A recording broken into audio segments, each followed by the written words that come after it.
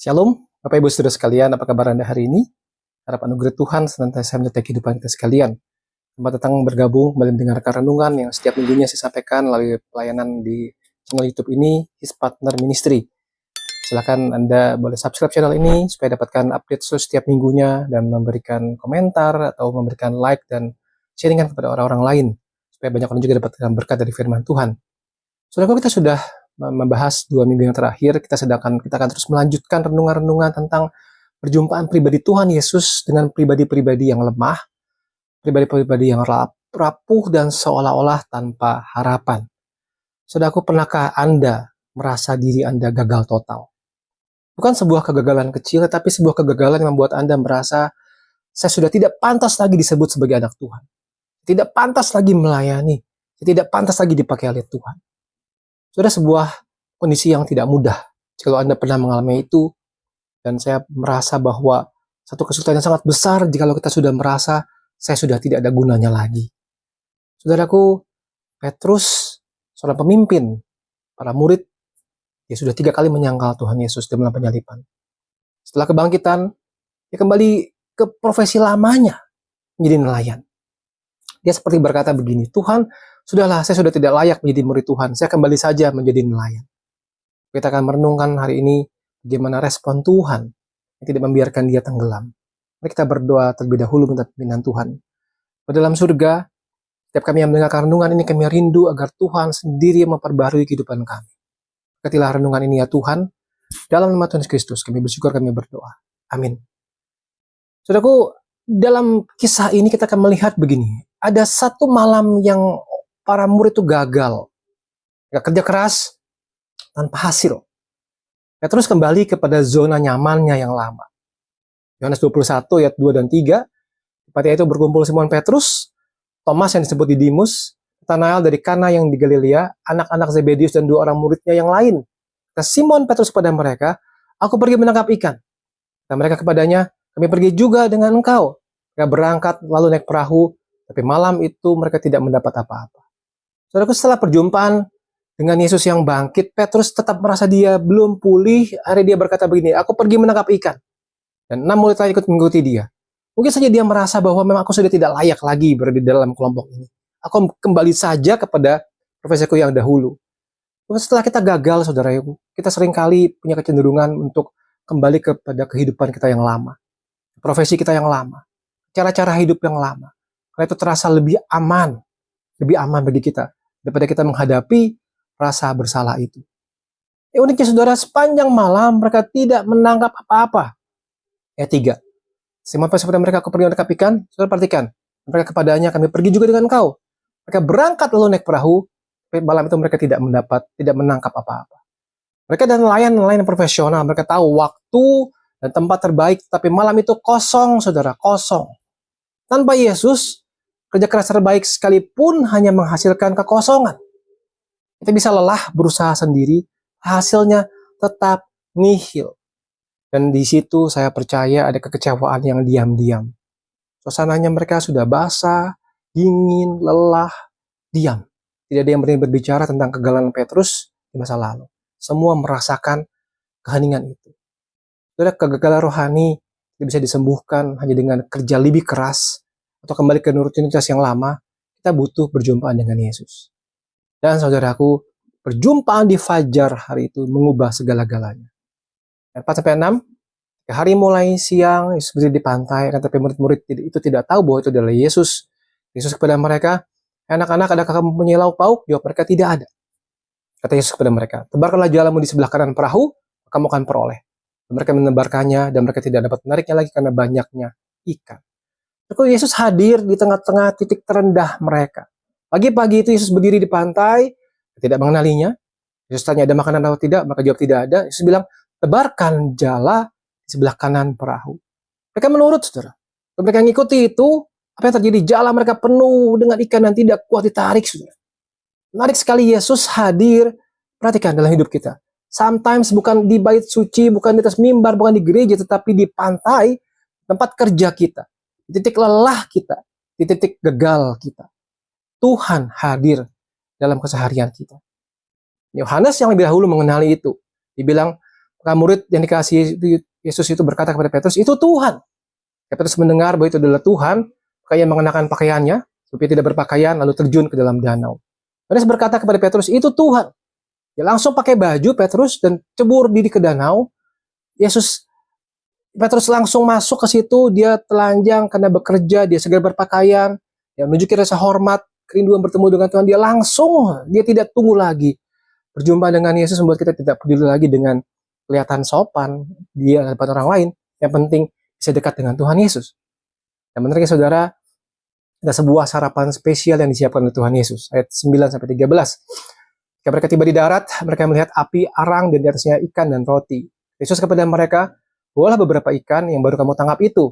Petrus naik ke perahu, lalu menghala jala itu ke darat, penuh ikan-ikan besar. 153 ekor banyaknya. Dan sungguh pun sebanyak itu jala itu tidak koyak. Yesus kepada mereka, marilah dan sarapanlah. Tidak ada di antara murid itu yang berani bertanya kepadanya, siapakah engkau? Sebab mereka tahu ia adalah Tuhan. Semaju ke depan, mengambil roti, memberikannya kepada mereka, dengan juga ikan itu. Ketika sampai ke pantai, Yesus sudah menyiapkan arang dan ikan di atasnya, serta roti. Sudah ada satu detail penting di sini.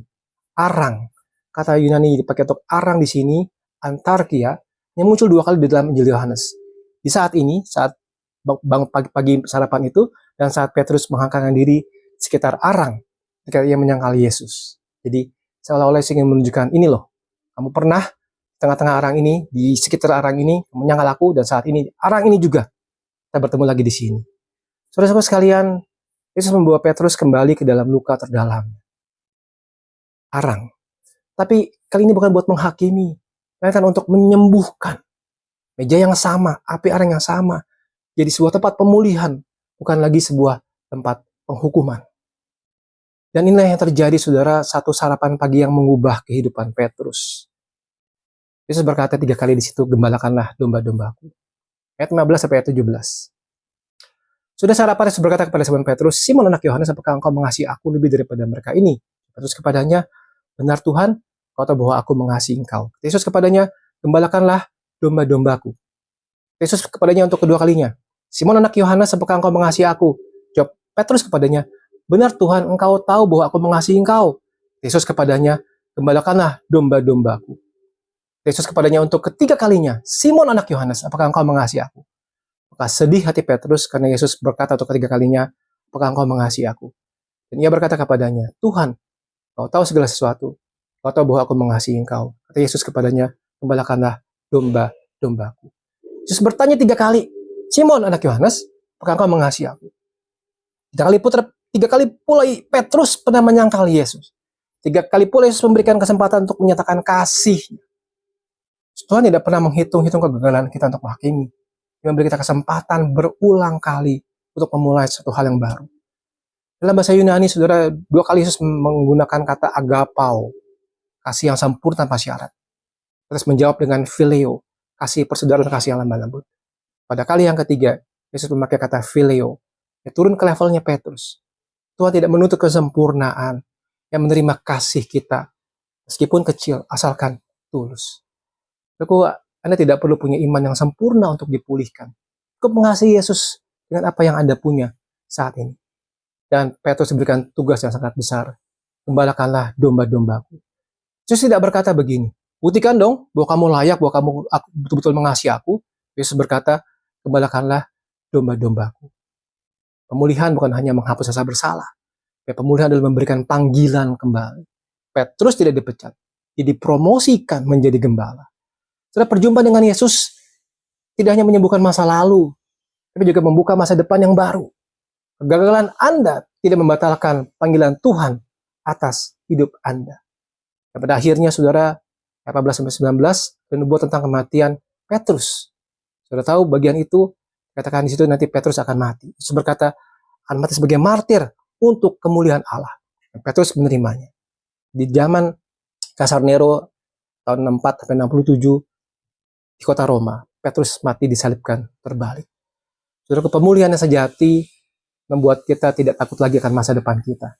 Bahkan kematian pun tidak menakutkan. Kita sudah berjumpa dengan Tuhan yang sudah bangkit. Juga apa yang bisa kita ringkaskan, simpulkan dari renungan kita pada hari ini? Saudara, Petrus gagal total. yang menyangkal Yesus 3 kali, kembali ke kehidupan lama, bekerja keras tanpa hasil, sampai akhirnya Yesus datang, menghampiri, menyediakan sarapan, dan 3 kali bertanya, apakah engkau mengasihi aku? Setiap jawaban iya, ada panggilan, gembalakanlah domba-dombaku. 3 kebenaran yang bisa kita bawa pulang pada hari ini, saudara. Yang pertama adalah kegagalan Anda tidak mengakhiri cerita Anda. Kegagalan Anda tidak mengakhiri cerita Anda. Saya tidak tahu apa yang menjadi kegagalan kita selama ini. Hidup yang penuh dengan dosa mungkin. Kita pernah menyangkal Tuhan mungkin. Kita pernah hampir meninggalkan Tuhan mungkin. Apapun itu, tidak mengakhiri cerita Anda. Yesus tahu penyangkalan Petrus, tetap mencari dan memulihkan. Yesus tahu kegagalan kita, dia tetap mencari dan memulihkan kita.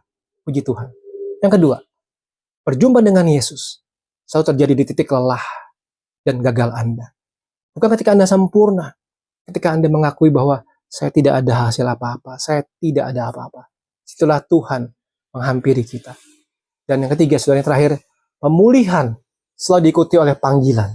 Anda tidak hanya diampuni, tapi juga diberikan misi. Buat Petrus, gembalakanlah domba-dombaku, kata Tuhan. Lainlah mereka yang lemah, yang gagal. Buat kita, mirip-mirip sekali seperti itu. Saya percaya waktu kita dipulihkan, kita diberikan misi. Untuk apa? Mungkin menolong mereka yang lemah, menolong mereka yang gagal, menolong mereka yang terluka seperti Anda dahulu. Saudara, mungkin hari ini kita seperti Petrus, merasa gagal, tidak layak melayani Tuhan. Ingin kembali kepada kehidupan lama, kepada zona nyaman yang lama. Yesus sedang berdiri di pantai kehidupan Anda. Sudah menyiapkan sarapan buat Anda. Dia hanya berkata, apakah engkau mengasihi aku? Ya, bukan bertanya tentang kegagalanmu. Mengapa engkau gagal? Dia bertanya, apakah engkau mengasihi aku? Dia menyentuh hatimu, saudara. Apa responmu hari ini? Tuhan menolong kita sekalian. Tuhan, kami bersyukur sekali karena engkau pernah menyembuhkan Petrus dari kegagalannya. Memulihkan Petrus dari masa lalunya yang kelam. Menyangkal Yesus 3 kali. Dan kami percaya Tuhan, saat ini juga engkau akan menyentuh setiap hati kami. Kami yang gagal, kami yang mungkin pernah mengecewakan Tuhan. Ini engkau yang menjumpai kami, memberikan kesempatan buat kami untuk sungguh-sungguh merespon bahwa kami mengasihi engkau. Kami mau melakukan apa yang engkau kehendaki untuk kami lakukan. Berkatilah setiap kami ya Tuhan. Dalam nama Yesus Kristus kami bersyukur, kami berdoa. Amin. Tuhan menolong kita sekalian. Amin.